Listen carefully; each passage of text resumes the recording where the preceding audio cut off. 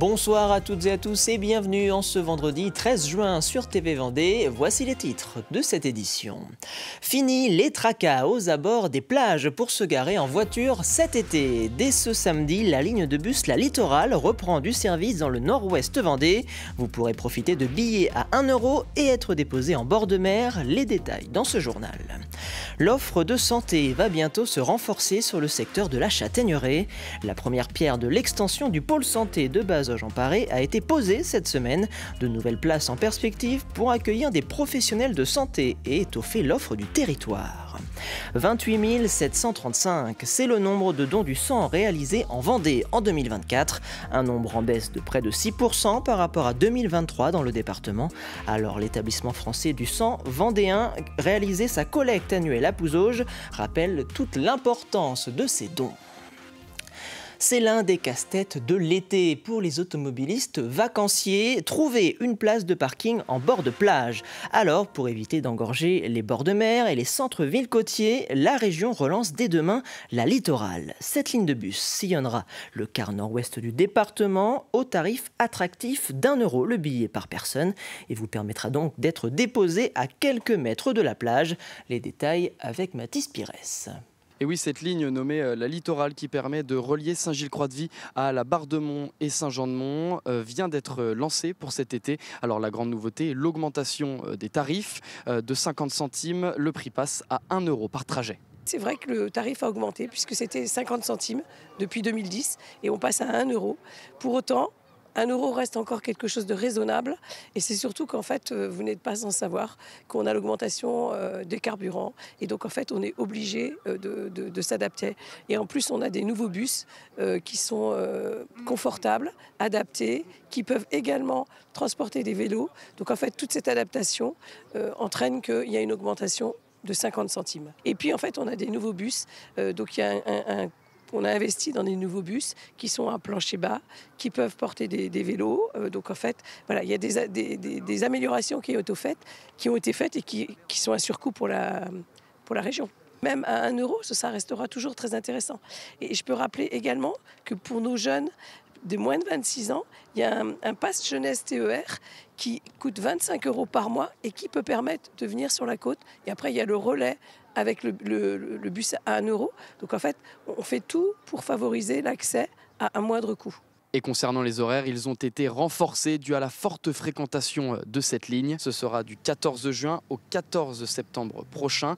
En 2024, 43 000 passagers ont emprunté cette ligne.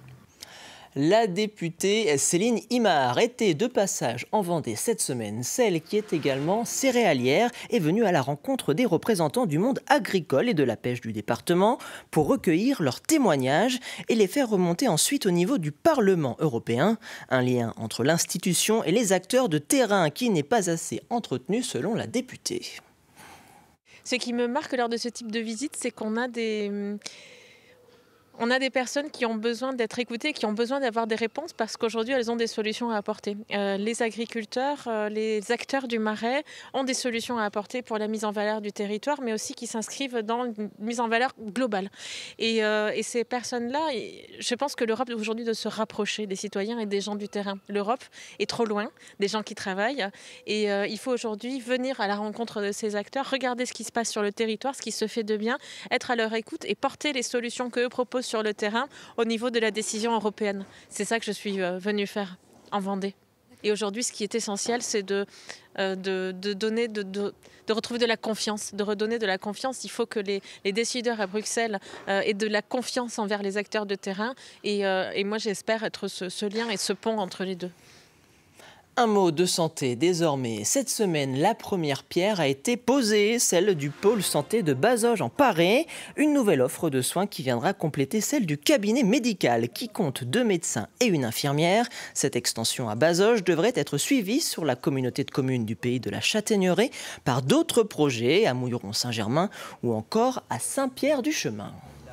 Nous sommes en pleine désertification médicale parce que réellement nous avons des besoins importants pour assurer à la population les soins nécessaires pour eux et que seule la présence de professionnels peut leur garantir. Et en plus, le fait de pouvoir le faire sur le territoire de manière répartie permet d'apporter et de répondre à des besoins réellement locaux. Et il y a toute une série de personnes qui vont remettre à demain certains soins médicaux s'ils n'ont pas la possibilité d'y accéder facilement. Et la dimension on découvre aujourd'hui sur le pays de la Châtaigneraie, c'est une dimension en fait à l'échelle communautaire.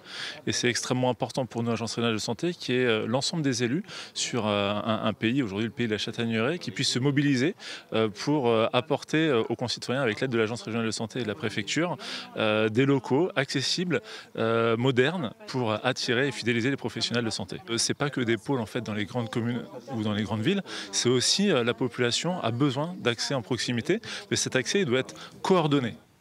Dans la communauté voisine du pays de Chantonnay, les élus misent sur les jeunes entrepreneurs du territoire. 2 cellules viennent d'être inaugurées dans la zone Polaris de Chantonnay afin de permettre aux jeunes entrepreneurs de s'installer pour lancer leur activité sans pâtir de lourdes charges liées aux locaux. Une première expérience qui en appelle d'autres puisque la commune de Saint-Prouan devrait également accueillir de futurs ateliers relais. On est parti du constat qu'il fallait qu'on économise nos terrains et qu'on a travaillé sur 2 ateliers et on a mutualisé les équipements. Nos chefs d'entreprise, surtout quand on débute, ont besoin qu'on leur trace un parcours d'installation et que là, c'est aujourd'hui cet atelier ou ces ateliers correspondent à une attente. Souvent, ils viennent nous voir et nous disent « j'ai une idée, j'ai un projet, mais je ne peux pas aujourd'hui construire déjà mon entreprise, mon atelier ». Et du coup, là, on répond aux besoins des jeunes entrepreneurs. À l'occasion de la journée mondiale du don du sang prévue demain samedi, l'EFS de Vendée organisait cette semaine sa grande collecte annuelle. Et c'est à Pouzauges que les bénévoles ont accueilli les donneurs pendant toute une journée. Près de 250 personnes sont venues faire don de leur sang. Mais l'EFS tient à rappeler que le nombre de donneurs connaît une baisse dans le département, avec près de 1800 dons de sang en moins entre 2023 et 2024 en Vendée. Reportage Mathis Pires. Bonjour, j'avais pris rendez-vous à 11h15. Pendant toute une journée, près de 250 personnes viennent donner leur sang. C'est votre premier ? Oui. Ah, ok. Sur la tablette, on coche la personne et on leur donne le document à remplir. Chaque personne qui prend son rendez-vous par téléphone est inscrite sur cette tablette. Ici à Pouzauges, ville choisie en Vendée pour la journée mondiale du don du sang, les bénévoles se sont mobilisés en nombre, 24 volontaires. On a coupé l'équipe en 2, une équipe le matin, une équipe l'après-midi. L'objectif avec cette journée, attirer de nouveaux donneurs, surtout dans des territoires plus isolés. On a fait la démarche d'aller au-devant des gens dans les petites communes pour solliciter les gens. Il y a des gens qui se déplacent que dans leur commune, qui n'iront pas donner ailleurs que dans leur commune. Donc l'intérêt de faire comme ça, c'est qu'on gravite autour de Pouzauges, qui est le chef-lieu du canton. On gravite autour de Pouzauges, ce qui fait qu'on récupère des donneurs qu'on n'aura peut-être pas potentiellement, qu'on n'aura peut-être pas autrement. Allez, on inspire et on souffle. En Vendée l'année dernière, 2935 personnes ont fait un don de sang pour la première fois. C'est le cas de Paul, il est à 5 minutes de la collecte. J'ai toujours voulu donner mon sang, là c'était l'occasion. Ça passait à côté, donc c'est l'occasion de le faire. Pour l'EFS, l'établissement français du sang, organiser une journée comme celle-ci est primordial. 420 dons de sang sont utilisés chaque heure. Suite au départ des anciens donneurs, qui ne sont plus là suite à des contre-indications, mais aussi par rapport à l'âge, il est important de recruter sur chaque collecte des nouveaux donneurs. En Vendée, en 2024, 28 735 dons de sang ont été effectués. C'est 1760 de moins qu'en 2023. Et on poursuit cette édition avec une idée de sortie pour cette fin de semaine. Direction Mouchamps, où a lieu le retour de l'opération Art au Jardin qui se déroulera tout le week-end. 30 artistes, peintres, sculpteurs ou encore photographes exposeront dans des jardins privés et publics du centre historique de la commune. 2 circuits ont été dessinés au départ de la place Clémenceau pour permettre aux promeneurs de profiter également du patrimoine historique de Mouchamps. qui fait l'ADN de notre festival, c'est-à-dire c'est le patrimoine, ce sont les jardins et ce sont les artistes. Une particularité de ce festival, c'est que ce sont à la fois des jardins privés et des jardins publics. Cette année, il y a des démonstrations. Il y aura une artiste qui sera sous la halle et qui travaille des souches de bois. Un autre artiste sera en train de faire une fresque devant le public. Alors le point de départ se fait donc sur la place Clémenceau et il y a 2 circuits qui sont proposés. Un circuit plutôt qui va vers les bas du bourg, qui est un petit peu plus escarpé, et un deuxième circuit qui reste sur les jardins du haut du bourg. Restons dans le domaine artistique avec l'inauguration hier soir du Salon des Arts Contemporains de La Roche-sur-Yon événement. Cela se passait du côté du Haras de la Vendée et pour cette 3e édition organisée par l'association Art Pluriel, 40 artistes régionaux, nationaux et internationaux exposent leurs œuvres jusqu'à ce dimanche. Nous proposons dans le cadre du parc des performances en direct de graffiti avec l'artiste Jox.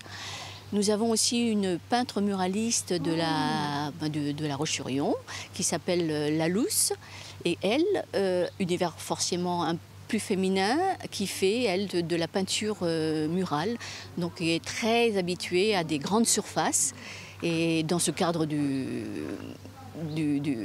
Haras, tout est parfait.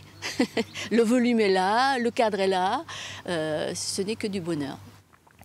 Et on termine ce journal avec un mot de sport et une bonne nouvelle qui nous provient du RVBC. Le club qui avait été provisoirement relégué au niveau régional est officiellement inclus dans l'élite du basketball féminin à partir de la saison prochaine. C'est la Fédération française de basketball qui l'a officialisé. Et puisque l'on parle de basket, je vous rappelle que Chaland joue ce soir son match 1 de sa finale de National 1 face à Mulhouse. Coup d'envoi du match à 20h. Et c'est ainsi que se termine ce journal. Je vous souhaite une très bonne soirée sur TV Vendée.